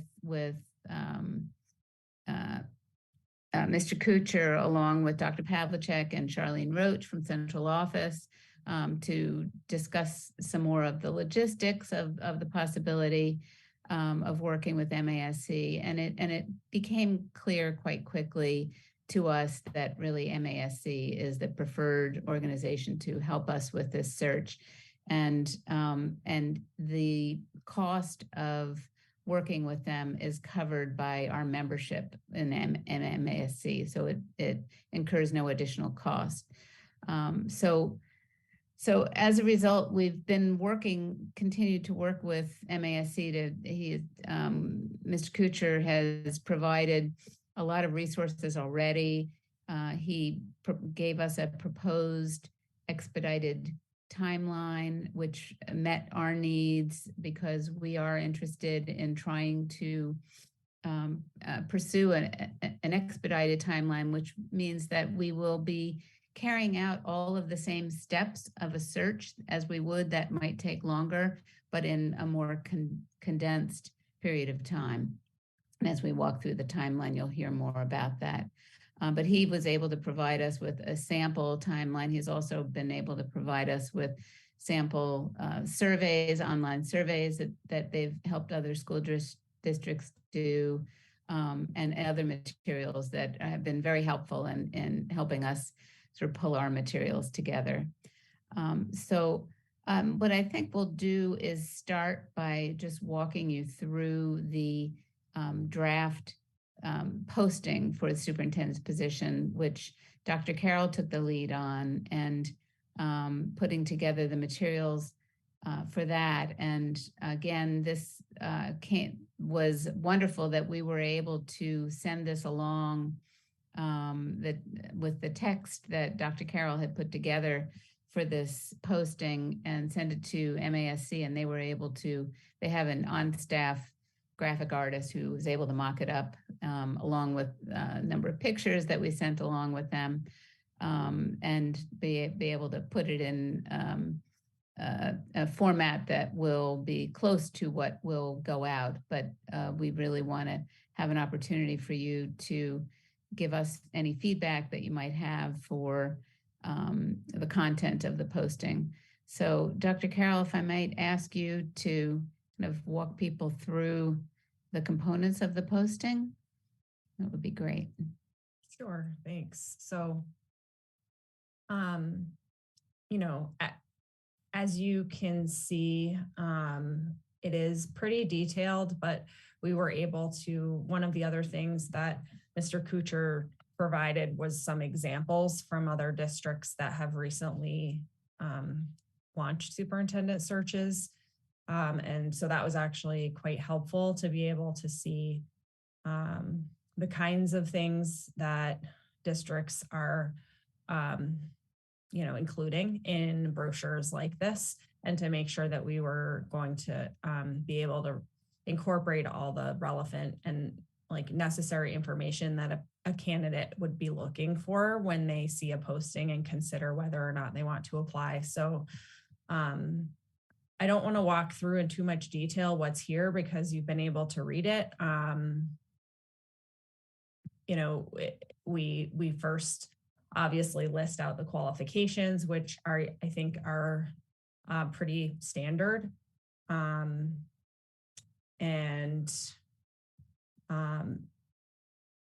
Then we really talk about the selection criteria. And this is where I'm interested to get feedback from you all around, making sure that these selection criteria do reflect the priorities that we have in our strategic plan, and that, we've, that our leadership team has set forward. So that's obviously important. And I think something we need to confirm together tonight. That part feels a little bit more like tailored to Milton, whereas some of the other pieces I think are a little bit more standard, if that makes sense. Obviously, our mission statement is there, the great pictures. The vision statement is something that I basically tried to include from the strategic plan. So I used language. The mission statement, of course, is what we have on our website. The vision is coming out of the strategic plan. The core values are also as stated on our website. So there are ways in which a lot of this we probably can't get into wordsmithing because that would be a bigger conversation about which I'm ready and definitely open to having at some point, but probably not for tonight around the brochure. As far as those three pieces, the mission statement, the vision, and the core values, that's why I kind of point to the selection criteria as the key place that we should weigh in on here. I want to thank Charlene for, I think it was her who sort of helped with filling out this list of the administration and staff. I think it's common practice that these postings list out all of the individual roles within the district that the superintendent would ultimately be responsible for overseeing and leading. So that's there. You see our student enrollment, of course, and our budget. To point out, actually, I did make sure in the criteria, let's see, or was it down? I guess, sorry, it's in the community profile where we want to address the situation with our enrollment challenge and make sure the person coming in knows that this is something that's being, discussed and worked on. But there's our enrollment, over 4,300 students, $54 million budget. Here are school buildings. There you see engaged in seeking options for additional space to accommodate our growing student population, our schools by enrollment, our demographics, our school committee members, and then the community profile was included from the brochure that Ada mentioned, the search for the town administrator. So we were able to basically use that. I did make some changes or some additions, like making sure to include our recent designation as the 17th best place to live, according to Money Magazine. So little things like that. And there's the timeline, which we'll talk about the process. I'm really thankful that by working with MASC, we're able to have someone on their staff actually receive the application. So that takes a large kind of burden of the paperwork off of what would otherwise perhaps be a member of our central office staff. So that's really great that they collect the applications. They then kind of get them prepared to share with the search committee to review the application. So any applicants would be applying directly to this individual at MASC. And yeah, any questions or comments on anything that you see here? The search will be, as Ada said, expedited, but people will still have, you know, a good 3 weeks to submit applications. Yes, Member Verghese? Oh, I just have sorry, a couple Ada. questions. I think this looks great. I would like, I know, and thank you so much for putting all this work into it. It looks beautiful, and I'm glad, being a designer, I'm glad it's laid out so beautifully. So I appreciate all of that. I do have, just wanted to know, is this posting going to be public for the community to see? Because I think that would also be helpful to see what type of, you know, I think it's a great start to get as many applicants as we can in a short amount of time. And I think it would really come down, and I know we'll talk about this a little bit later on in terms of, like, you know, what going through the applications, and people can look good on paper, but we want to make sure that, you know, that we are finding a superintendent who's great for our district too. So just really, like, you know, so, but this is, I think overall, this is a good start, but it would be great to, I don't know if there's a way to, like, you know, like post it out there. So people also in the community know what we're looking for, the type of candidate. I think it would be a great way for people to get excited about this and bring the community together. And I think, you know, that as we've talked about connections, I think it seems to be the theme tonight. So I really would like to kind of encourage that in this process as well. Thanks. Yeah, thank you. That's a great suggestion, Member Varghese, and yeah, I don't see any reason why we shouldn't share that publicly, and you know, we'll be sharing quite a bit of information with our community, and be providing various ways for community members to participate in the process, and but getting this posting out there, I think, will give everyone a very clear idea of what it is that we're looking for. So that's a great suggestion, and we'll figure out where to fit that in with all of the things we're sending out. No, I appreciate it. Thank you. Member Rusteni. I think it might be helpful to share with the public what might happen in the event that any new candidate selected is unable to start until the subsequent school year, just so people have a little more context. Yeah, I'll talk about that a little bit more when we go through the timeline, because of the timeline being what it is, we would, you know, love to have someone begin February 1st, but we are providing flexibility up until July 1st, and in the timeline itself, we have something more clearly stated that I can tell you the exact language, but really with the goal that what we want is the best candidate, and if that person is available February 1st, fabulous. If they're not available until July 1st, then we will appoint another interim superintendent after interim superintendent Sheehan finishes up to fill that gap in time, because what we really want is the best person that for the job. So, Dr. Miranda. Yes, thank you. You know, in terms of the selection criteria, it looks like it's on point. What I'm wondering is if in the application requirements, we can ask for a DEI statement. We make a point to say that there needs to be a commitment to DEI, right? And show that they have done some of that work already. But I think I've seen it more and more in terms of requirements, particularly for leaders at this level, for them to submit a statement that really tells how they will, how they have approached the work and how they will bring that to the district. Thank you, Dr. Miranda. Can I ask a quick clarifying question on that? Do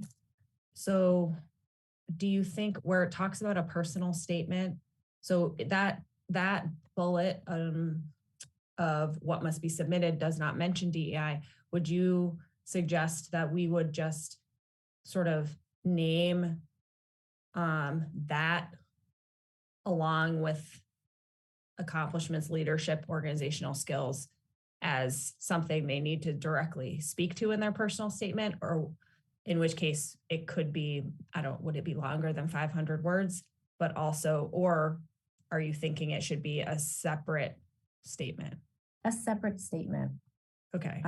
That's how I've seen them be required for folks to really speak to how they approach DEI and how they have,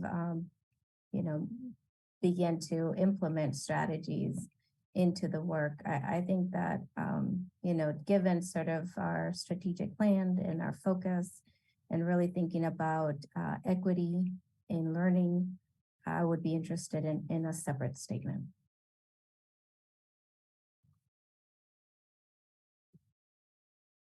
Okay. Thank you, Dr. Miranda. Member Varghese?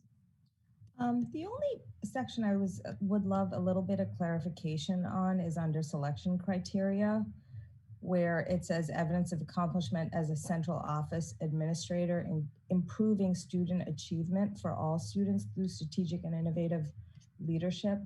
I know we've had a lot of, and I've seen it in slides where we talk about academic excellence. Like, I don't know if there's a way to kind of stress that, like, we also want to kind of, I know a lot of factors go into like rankings and all of those things, but like, how can we kind of elevate our district, like through all of these things that we're talking about? But really, like, I would love to see like a plan in place. Like, I'd love to see like their idea for, what they've done, what has been successful. I'd like to see more of that. And I don't know if there's a way to like word it a little bit, or like maybe, add another bullet point just to kind of show, because I'd love to see that. I think that would be very reassuring to the community as well.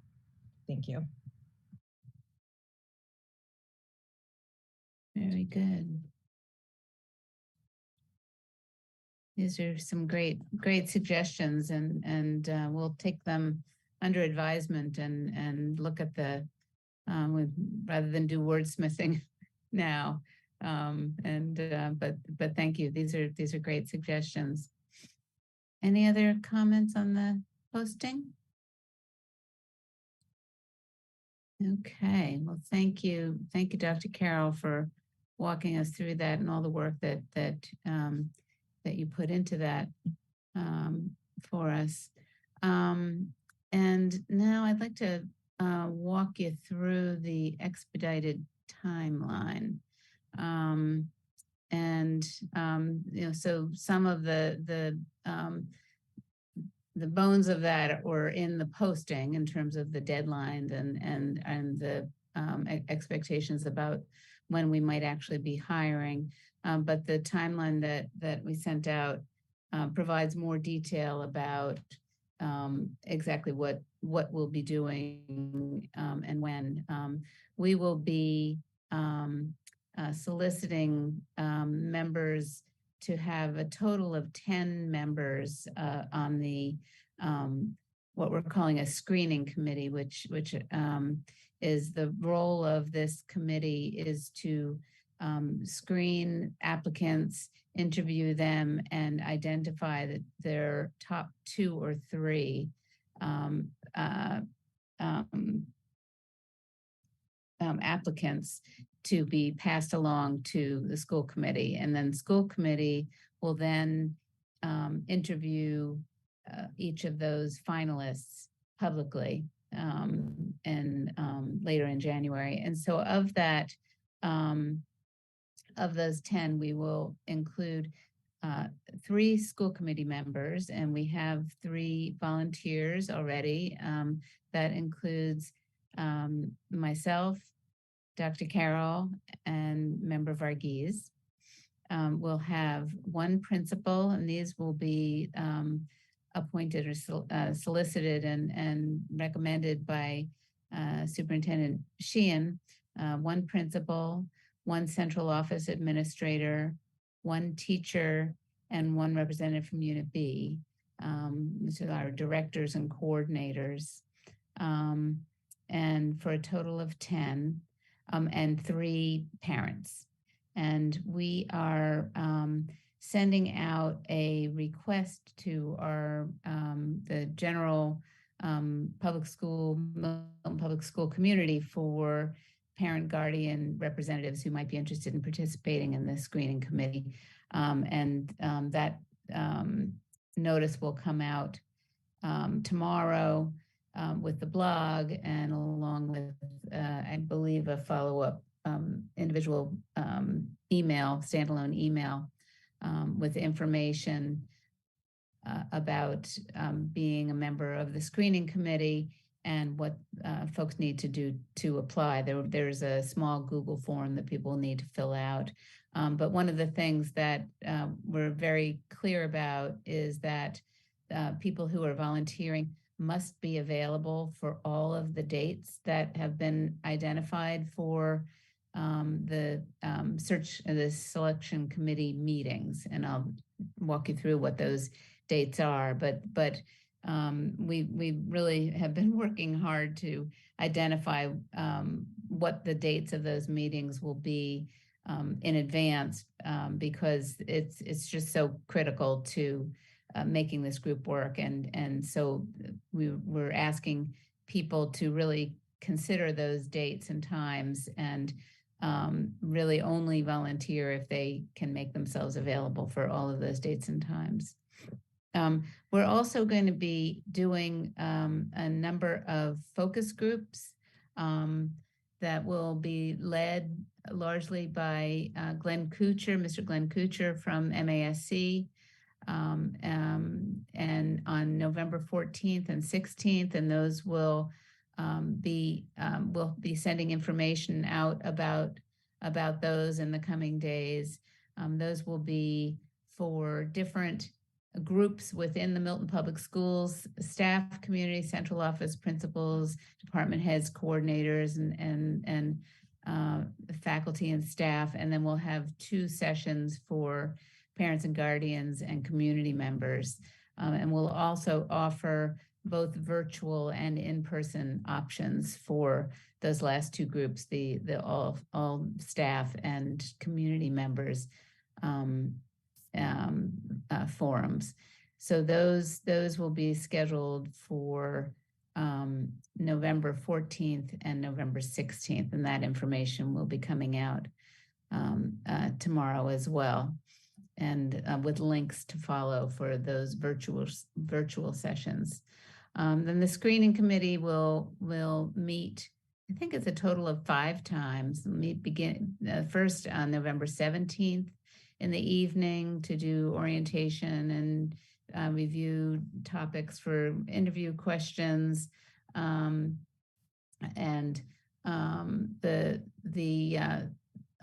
posting will go out as soon as possible after we are able to revise the posting based on the comments that we've gotten tonight. We will get that out in the coming days. One thing that we're dealing with also is that MASC is also running their annual conference right now this week, Wednesday, Thursday, Friday this week. So they're juggling quite a number of things, but I did speak with Glenn Kuchar this morning from the conference, and he's making himself very available to us given what our timeline is. I see a couple hands up, so why don't we move to those? Dr. Miranda? Yes, yes. Thank you for presenting, what is a very detailed plan and an expedited one. So I think we have a big task ahead of us. But wondering if we had thought about student voice and how will we integrate student voice in this process? That's a very good question. And I don't exactly know, unless we could do a focus group with students. that might be something, or we can look at our online survey as well. We'll have to take a look at that in the schedule.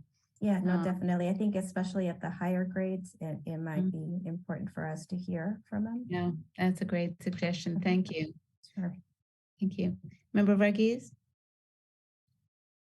Yes. So I had a question. I know we are sending requests to parents and guardian representatives within the school community of guessing of just current students. What about, community members? Are they able to participate by any chance as a volunteer? Having like people who have kids who have graduated from the Milton Public Schools who have gone through, who kind of understand like, hey, what has worked in the past, what hasn't. I know things have changed since then, but it might be nice to have that perspective just as an option. So it might, if people wanted to, I know we're limited to 10 people in total, but might be just to give them the option if they wanted to apply, might be a good thing. So just. Okay. Yeah, I mean, one of the things that we were advised was to try to keep the size of the committee down so that it was a workable size group in terms of scheduling and participation and all. So, but I hear your suggestion, and I think one thing that we have talked about is that fortunately we've got 2 volunteers who have agreed to help us sort through the volunteer names that have been submitted from our parent guardian community to make a recommendation as to be sure that we have the representation of all the different levels in our schools and different backgrounds and different groups that folks are involved with and the like. I mean, bearing in mind that there are only 3 seats for parents and guardians, but to have and that's Member White and Member Ross Denny have agreed to take on that role to review those who had submitted their names and make the recommendations for that. And that's also following the procedure that was followed back in our last search back in 2003, where the school committee at the time did the same thing. So it was 2 school committee members who were not on the screening committee who would participate in helping by helping to identify and make recommendations of those parents who volunteered. Member White? Just a question about the timing. I'm glad to see that you're asking for all of the members of the screening committee to make the commitment of time to be available to do the interviews. But in case of an emergency or someone's situation suddenly changes and they're not available prior to the interviews getting going, is there a thought to having like an alternate, like teacher or administrator or an alternate parent for in case something changes and that particular individual is no longer available? A good idea. I hadn't considered that, but yeah, let's think about how we might make that work. It is true, things come up, and we want to be sure to have a full complement of folks involved. Dr. Carroll? I was just gonna respond to Member Varghese's, good question about who might be eligible or what have you for the 3 parent guardian spots. So whomever gets selected for those, just to underscore that the focus groups, my understanding is those definitely are open to members of the community who are not current parents or guardians of Milton Public Schools. So just we will really need to focus on our outreach for those to make sure that, everybody in Milton, basically, feels welcome to attend those and share if they have perspectives that they want the screening committee to consider in this, in the screening process. That's a really good opportunity for people to make sure that their perspectives are included. So I'm glad that we're, going to try to do those in a way that hopefully can reach as many people as possible to be able to participate. But I do just think we need to think outside the box in how we get the word out about those opportunities to make sure that people know that they're welcomed. Right. Then thank you for bringing that up, Dr. Carroll. Member Varghese? I just wanted to make a point about that, like in terms of outreach. I wonder if we can put something in the Milton Times. I know a lot of the older community members read that, and they're very, having a great school system is very, very important to them. Even though they don't have kids, they could potentially have grandkids in the school system. So I think that might be a good avenue to get the word out.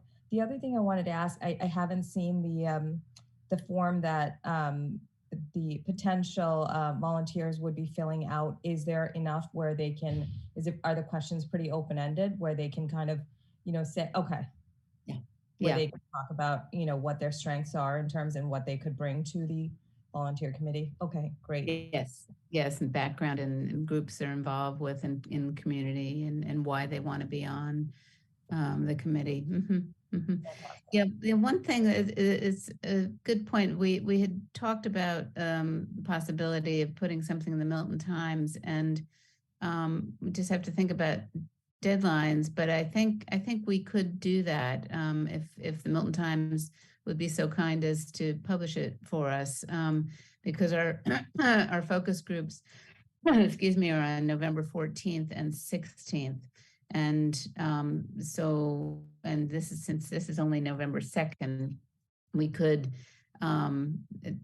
technically get it in by deadline on Friday to be in next Thursday's paper, which would be prior to, I don't have a calendar in front of me, but I think it would be in time. So I think that's a great idea, and we'll see if Milton Times would be willing to help us with that. It's a great suggestion.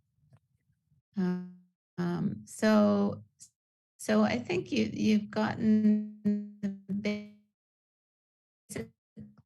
the gist of their as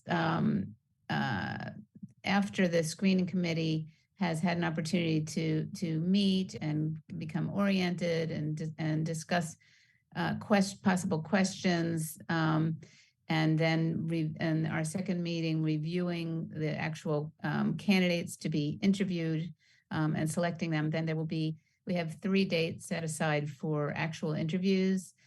December 10th, which is a Saturday, it would be all day on December 10th. And then we have 2 subsequent evenings set aside. We don't know if for sure we'll need both of them, but we've blocked them out. So December 12th and 13th in the evenings. So those will be when the interviews will take place. And then at the conclusion of that, the screening committee will bring forward their recommendations to school committee at our December 21st meeting, and then in January, on January 11th, we will do our live interviews, and we'll obviously at that point, one panelist, they will then ask if they are okay with us sharing their information, their candidacy publicly, because that until that time, all their information will be confidential. But for this highly visible position, we feel it's very important to have these live interviews, and there will be site visits mid-January, and by January 18th, we hope to be able to appoint a new superintendent and having a new person who may be able to start as early as February 1st. And on this timeline we have here, this is the language: if the strongest candidate identified by the school committee is unavailable to start on or be around February 1st, the school committee may appoint another interim superintendent following interim superintendent Sheehan's departure until the start date of the new superintendent. So it gives us that flexibility, so that if we find someone who is available, that is our top choice, who is available February 1st, they will begin then. And otherwise, we are willing to work with during that time between February 1st and July 1st for someone to start. Member Varghese? I just had a question. I mean, you know, I know with like hiring process, like lately it's hard to find good candidates in all fields. I mean, I'm experiencing that myself. So if, you know, I know we have an expedited schedule. So if, for instance, we don't find the best candidate and we do our interviews and do all of these things, is there some sort of backup plan where we might have to, you know, like take longer? And if there is, would you mind like explaining it a little bit more? Yeah, thank you for bringing that up. And it's one of the advantages of having this expedited timeline. Well, number one is that we're getting out in front of other school districts that are looking for superintendents, and it's a competitive market. But we are told that there are a lot of good candidates out there, and this will get our posting out early and get interviewing early, which I think is a great place to be. But if we don't find someone in this first round, that by the end of this process, we don't feel like there's someone who really we feel comfortable appointing, that we would go out for a second round of advertising and do it again. Yeah, we don't have a timeline set for that, but Great. Thank you. yeah, thank you. Thanks for bringing that up. So any other questions or comments about the timeline? Hearing none, we just need to take a vote tonight on the formation of the screening committee and the appointment of our members. And I'm just trying to find my Chair Rosemary, we have in the motions, it also says a motion made to work with Mass Association. Yeah. So is that two separate votes we need to take on this? That we're actually going to use a slightly revised motion.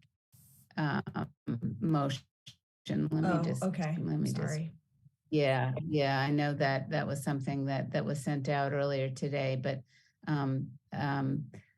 we discussed this with Attorney Emerson this morning for his advice about what we need to do in this regard, and he felt that this would be appropriate. So this is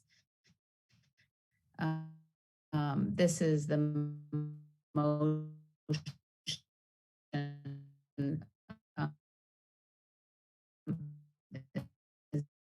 made to form and to Elizabeth Carroll committee, along with 7 other members to be determined to the screening committee. Do I have a second? You were sort of breaking up at the beginning of when you were reading that. Oh, I'm sorry. I'm sorry. Yeah, my connection may not be so good. Can you hear me now? Yeah. All right, so let me try it again. Motion is made to form a superintendent screening committee and to appoint Dr. Elizabeth Carroll, member Anna Varghese, and Chair Ada Rosemarin to represent the school committee, along with 7 other members to be determined to the screening committee. Do I have a second? Second. Thank you. Any discussion? Okay, we'll go for a roll call vote. Then Member Varghese, Yes. Dr. Miranda, Yes. Member Ross Denny, Yes. Dr. Carroll, Yes. Member White, Yes. Chair Rosemary. Yes. Very good. Thank you. Well, thank you for us to consider, and we will go back and look at the plans and the materials and do our best to incorporate your suggestions. I really appreciate your thoughts on all of these. So that moves us on to our next item on the agenda, which is the Curriculum and Instruction Advisory Committee report. Member Ross Denny? Oh, good evening, everyone. We had, and I'm going to my notes right now. The Curriculum Instruction Advisory Committee met on the morning of October 21st with Dr. Carroll, Member White, Assistant Superintendent McKinney, as well as Math Director Brian Selig, and Social Studies K-5 Director Karen, I don't have her last name, but I trust Garth to help me out here. It's Kaplan. Is it Kim Kaplan? Kim Kaplan, called her the wrong name. And Zina Hamada. And Zina Hamada. And we had a very robust agenda, but we ended up only making it through 2 agenda items. One, getting an update on the social studies curriculum implementation, as well as the math curriculum implementation. So I'm just going to briefly walk you through a summary of what we covered. Toggle back to my notes. Kim shared that MPS adopted a social studies curriculum developed by Savis, and our teachers are in the process of translating those materials so that they can be printed in French. And in my notes, I have Kim Kaplan's overseeing the implementation, and she's been attending the common planning times across each one of the elementary grade levels. So the one piece of context I should have highlighted here is that the new social studies curriculum review that we're discussing is for the elementary grades. She sent out a survey to our teachers, essentially to monitor the quality of the implementation and also to get their feedback. And she's working with the Social Studies Curriculum Committee to support the implementation. Just for the general public, you should know that each grade level team meets to talk about content areas at each school, at each grade level. So it's a very hands-on and robust implementation plan. So far, the feedback that Kim has received is that things are great so far. People are pleased with the quality of the materials. The curriculum came last spring with some of the sample lessons already in it. So our teachers had the opportunity, many of our teachers had the opportunity to start becoming familiar with the content before the full implementation this year. And so far, teachers have shared that they're comfortable with the content, and they're also impressed with the multiple options to differentiate instruction. So there's no one way that you can teach particular content. The materials are adaptable, so a teacher can pick from maybe one of several lessons that cover the same content, but teach it in a slightly different way to meet the needs of that classroom teacher. And there's also a variety of built-in assessments so they can determine whether or not students are understanding and retaining the content that's being delivered. Before I move on to the math update, I'm going to toggle back to Zoom. Are there any questions about what I shared? Okay. And we also had Brian Selig join us, who's the K-12 math director. And he walked us through the adoption of the new K-5 math curriculum, which is published by Houghton Mifflin Harcourt, called Into Math. It's a more rigorous and standards aligned curriculum than everyday math. Every lesson has an exit ticket that can be submitted in different ways. So once again, providing an opportunity to provide easy ways to determine whether or not students are learning the new content. And this year, we've seen that what works and what doesn't work, and then they're collecting some feedback at the committee level. So each one of our schools, once again, is using that grade level team model. Brian has also established a math curriculum council with representatives from each grade level and each school that meets monthly to monitor the curriculum implementation. He's also meeting weekly with the curriculum coordinators at each elementary school to talk about how the transition is going.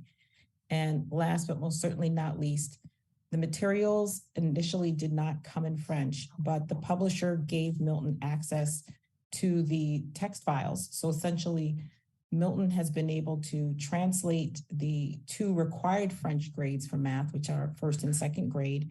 And we also have the capacity to custom print the materials so they look in their native form. They're going to get the paper workbooks in French, so it doesn't look like they're getting one-off copies. So I really appreciate the attention to detail on this. And Zina Hamada did chime in on both the quality of the engagement with the French teachers for both the social studies and math adoption. We did end up running out of time. Brian said he was more than happy to come back and finish, but I'm very pleased with what I've heard. There's some more information that I would love to be able to gather from both Dr. McKinney as well as Brian Selig, but I'm glad to be able to share with all of you that we've went through rigorous process to identify more standard aligned curriculum, and the district came up with an implementation plan that reflects many of the best practices, research-based practices that we know about for curriculum adoption. So any questions? All right, I guess it's getting late. All right. That's it. Thank you so much. Thank you very much, Member Stenning. Appreciate it. Next on the agenda is the update from the Strategic Planning Advisory Committee. Dr. Miranda. Yes, thank you, Chair Rosemary.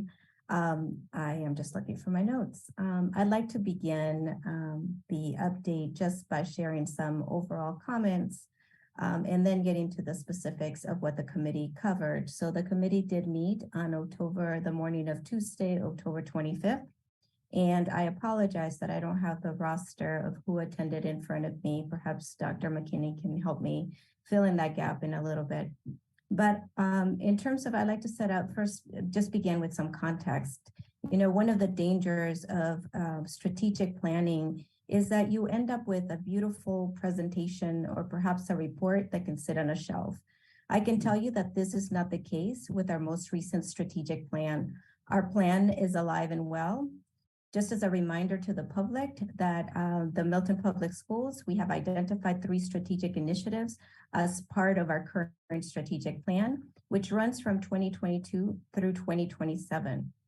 And while it has been said many times that this plan is evergreen, meaning that adjustments can be made in response to unanticipated circumstances or other information we gather along the way between now and 2027, what I think it's important to keep in mind is that the plan sets a North Star to guide our actions as a district over the next 5 years. As a reminder, there are 3 strategic initiatives guiding our actions over the next 5 years, and they are as follows: personalized learning, safe and supportive schools, and equity in learning. We believe, and we heard a lot about this last week, which is that there's a theory of action here. And we believe that when these 3 interconnected initiatives are realized, we will see the following. Students will experience a robust and academically rich school experience. The district will experience growth in high stakes testing outcomes and performance outcomes, such as achievement and opportunity gaps will be reduced and or eliminated. As we have seen over the last couple of meetings that we've held as a school committee, our strategic plan is in full motion and is showing up in the work and priorities at each of our schools. This has been evident in the site council presentations we have heard up to this point: Pierce Middle School, Collicott Elementary, and tonight's presentation from the Tucker team. We also saw this in last week's metrics team update, how our focus and tracking of data is aligned well with our plan. So now to more specific updates. Under personalized learning, there has been a lot of great movement that has happened mostly around professional development, specifically around personalized learning. The MPS leadership team has began training on data analysis. The training has been provided by DataWise Project, which we also heard about last week. The MPS leadership has conducted a learning walk at Cunningham, focused on key aspects of teaching and learning, equity, SEL, student engagement, and personalized learning. We are looking, and this is also something we heard last week, we are looking at PowerSchool as an integrated system to monitor student achievement and standard mastery going forward. Universal learning design training has started, and again, we heard that mentioned today, that at the school level, administrators and also teachers are learning all about ULD and how to begin to implement that in the classrooms. We also talked about the fact that we're currently working on a personalized learning website, not only for staff, but also for families as a resource for there to be better understanding across not only the schools in terms of staff and teachers, but also families on how they can support their students through personalized learning. Now, under safe and supportive schools, we talked about safety and security procedures and training that happened actually in late summer. Also under SEL, social emotional learning, there have been, and we actually heard about it today again in today's presentation, that there have been leads that have been identified at each of the schools. It's actually 2 per schools, and their responsibilities are many. Part of it is completing the Calm Classroom training, which again, we heard today, and then bringing that back into the schools. It's a train the trainer model. We also talked about the updated online second step curriculum that is going to be utilized in all pre-K to 5 classrooms. There's so much that actually has happened, and I don't want to go point by point. But I think in this particular area, it's good to note that there's still a lot of training that's happening. In fact, yesterday, there was a training on strategies for creating a trauma-sensitive classroom, which again, we heard about today. And this is my point exactly, that really the strategic plan is being implemented not only at the district level, but at the school level. And you hear the excitement, I think, and how these 3 pillars are really guiding the work on the ground. Now, in terms of equity and learning, we continue to work with Mass Ready, which was a new group to me. Actually, I didn't know much about this group. This Mass Racial Equity, Diversity, and Inclusion Strategy, which is an organization-wide long-term strategy of the Massachusetts Association of School Superintendents. And it's designed to ensure that every school in the Commonwealth learns to be anti-racist and use inclusive practices for every adult and every student to learn and thrive. So we continue working with them closely. We also continue our relationship with Mass Partnership for Diversity in Education and thinking about teacher diversification. We were told that we recently applied for a grant to focus on low-income students and BIPOC students who are interested in pursuing education as a career path, and how we can support them to be tomorrow's teachers. There have also been meetings with the policy subcommittee, which we have also heard in our meetings, to take a look at our policies through an equity lens. Director Claire Galloway Jones has been very busy working with our restorative justice coach and in leading some professional development sessions. She's also been going to specific schools, spending time there and working with teachers and administrators. Soon we will begin some equity walks, and we didn't get a chance to discuss exactly more on those specifics of those equity walks, but I know that there's some framing going around that. I guess I would end by saying that we ended our conversations with almost a somber point, which is how do we make sure that all the gains that have been made, all the great work around the strategic planning up to date continue, given that some of the funds that have been used to support some of those initiatives, some of the exciting movement that we're seeing, were actually connected to pandemic relief. So how do we make sure that these become institutionalized going forward and that we can continue to support the good work that's happening? And Dr. McKinney, I don't know if you would add anything else.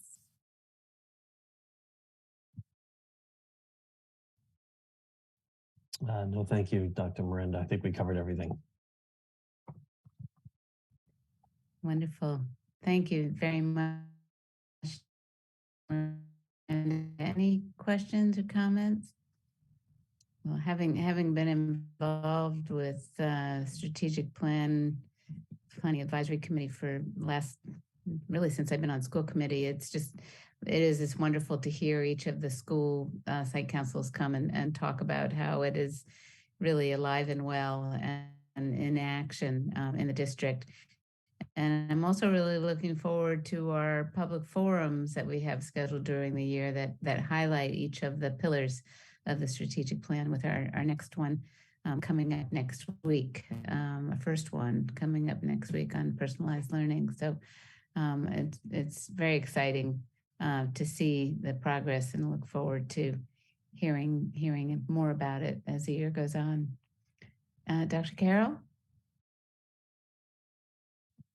Thanks. I was just going to say, thanks to both of you, Member Rostani and Dr. Miranda, because in hearing your back-to-back reports is just sort of a reminder to me what a great opportunity these advisory committees are for those of us on school committee to partner with folks in the district and the community around like the important work that's happening kind of day in and day out. And I know those are just two of the many advisory committees, not to mention subcommittees that we're all serving on. So it's kind of nice to get the updates because we can't all be in all places. So thank you both for the comprehensive reports. Absolutely. Thank you. We will move on. Next on the agenda, we have approval of vendor warrant. Let's see. That's me. All right. You have that one, Member White? That'd be Yeah, I great. have one. So Thank you. I'm asking for you to approve vendor warrant number 16 dated November 3rd, 2022 in the amount of $386,081.33. Can I get a second on that? Second. Thank you. Okay, I'm going to do a roll call vote. Member Varghese, Yes. Dr. Carroll, Yes. Member Rostetti, Yes. Dr. Miranda, Yes. Chair Rose Marin, Yes. and myself, yes. All right, that's it for this evening. Very good. Thank you. So our next meeting agenda, I believe we have budget-related items for our next meeting, which is November 16th. So we'll look forward to diving more into that. Now I'd like to make a motion to move into executive session to discuss strategy for negotiations with non-union personnel pursuant to Mass General Law, Chapter 30A, Section 21A2, and not to turn to open session. Second. Thank you. Roll call vote. Dr. Carroll? Yes. Dr. Miranda? Yes. Member Rostani? Yes. Member Varghese? Yes. Member White? Yes. And Chair Rose Marin, yes. Very good. We'll see you in executive session. Good night, everyone.